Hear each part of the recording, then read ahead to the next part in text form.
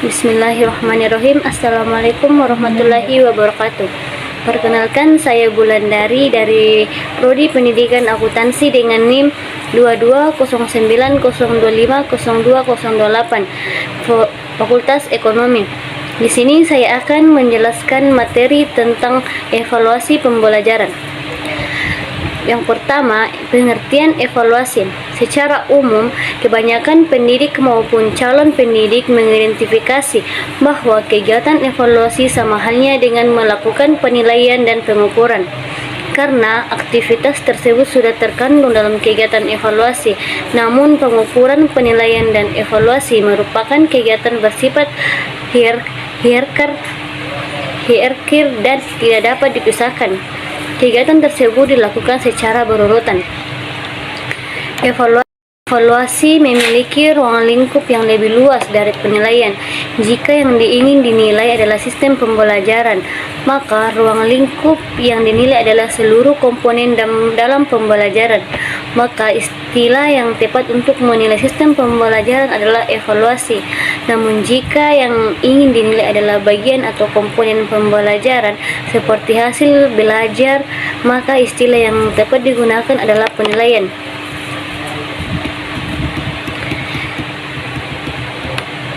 Secara garis besar dapat dikatakan bahwa evaluasi adalah pemberian nilai terhadap kualitas sesuatu. Selain dari itu, evaluasi juga dapat dipandang sebagai proses merencanakan, memperoleh, dan menyediakan informasi. Yang sangat evaluasi pembelajaran merupakan suatu proses yang sistematis untuk menentukan atau membuat keputusan sampai sejauh mana tujuan-tujuan pengajaran telah dicapai oleh siswa. Yang kedua, tujuan dan fungsi evaluasi pembelajaran. Evaluasi pembelajaran bertujuan untuk mengetahui efisiensi dan efektivitas pembelajaran yang meliputi tujuan, metode, konsep, bahan belajar, media, sumber ajar, suasana belajar, serta cara penilaian. Tujuan evaluasi diuraikan sebagai berikut. Yang pertama, keeping track, yaitu untuk menelusuri dan melacak proses belajar peserta didik sesuai dengan rencana pelaksanaan pembelajaran yang telah ditetapkan. Yang kedua, checking up, yaitu untuk mengecek ketercapaian kemampuan peserta didik dalam proses pembelajaran dan berkurang-kurangnya peserta didik selama mengikuti proses pembelajaran. Yang ketiga, finding out, yaitu untuk mencari, menemukan, dan mendeteksi kekurangan, kesalahan, atau kelemahan peserta didik dalam proses pembelajaran. Yang keempat, summing up, yaitu untuk menyimpulkan tingkat penguasaan peserta didik terhadap kompetensi yang telah ditetapkan. Yang ketiga, prinsip-prinsip evaluasi dan penilaian pembelajaran. Yang pertama, prinsip-prinsip evaluasi pembelajaran. Untuk mendapatkan hasil evaluasi yang baik, kegiatan evaluasi harus dilakukan berdasarkan prinsip-prinsip yang pasti, valid, komprehensif, dan lain-lain, seperti penjelasan berikut ini. Bagian A, kepastian dan kejelasan.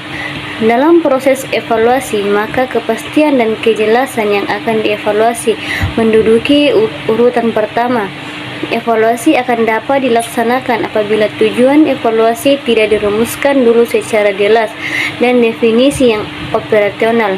Bila kita ingin mengevaluasi kemajuan belajar siswa, maka pertama-tama kita identifikasi dan kita definisikan tujuan-tujuan instruksional pengajar, dan barulah kita kembangkan alat evaluasinya. Bagian B, teknik evaluasi. Teknik evaluasi yang dipilih sesuai dengan tujuan evaluasi. Hendaklah diingat bahwa tidak ada teknik evaluasi yang evaluasi pembelajaran cocok untuk semua keperluan dalam pendidik.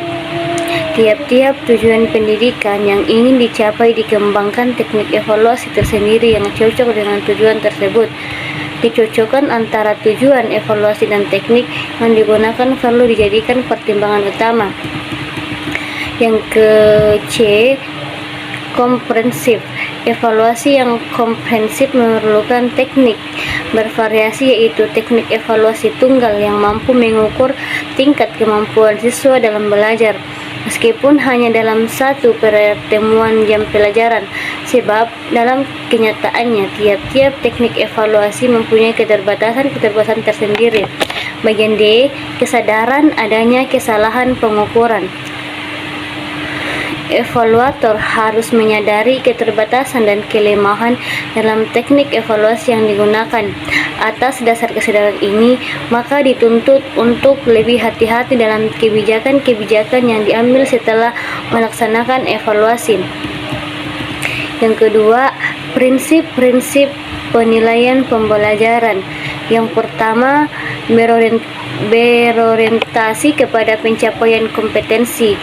B, valid. C, adil. 4, objektif. Bagian E, berkesinambungan.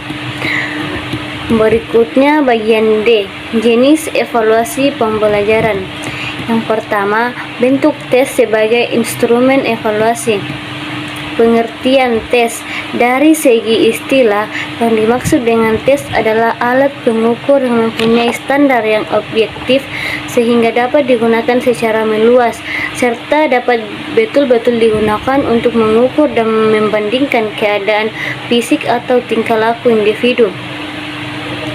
Dalam dunia evaluasi pendidikan, yang dimaksud dengan tes adalah cara atau prosedur dalam pengukuran dan penilaian di bidang pendidikan